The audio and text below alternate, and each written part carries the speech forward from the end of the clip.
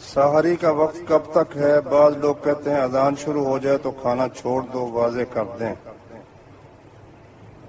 سحری کا وقت جو ہے نا، قرآن مجید میں فرمایا فَكُلُوا وَاشْرَبُوا حَتَّى يَتَبَيَّنَ لَكُمُ الْخَيْطُ الْأَبْيَضُ مِنَ الْخَيْطِ الْأَسْوَدِ مِنَ الْفَجْرِ، کھاؤ پیو جب تک کہ فجر کا سفید دھاگا رات کے سیاہ دھاگے سے جدا نہ ہو جائے۔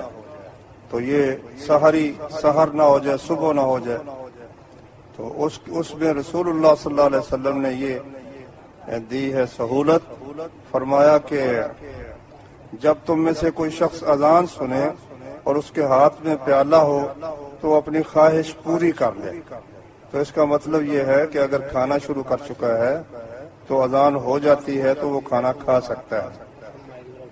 نحمدہ و نصلی علی رسولہ الکریم، اما بعد۔ مسائل اخذ کرنے کا کام مجتہد کا ہے، نہ کہ غیر مجتہد کا۔ مجتہد کے نزدیک سحری کا تعلق صبح صادق سے ہے، نہ کہ اذان سے۔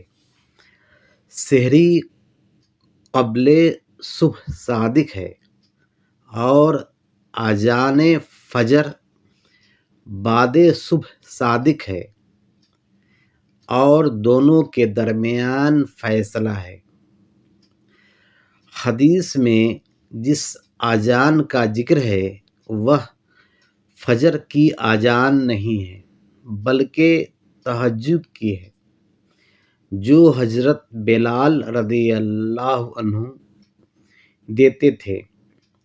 جہلہ نے ایک حدیث سن کر اپنی جہالت کے سبب مجتہدین کی تحقیق کا انکار کر کے لوگوں کو صبح صادق میں سحری کھانے کی دعوت دینا، یہ اس کی گمراہی کی علامت ہے۔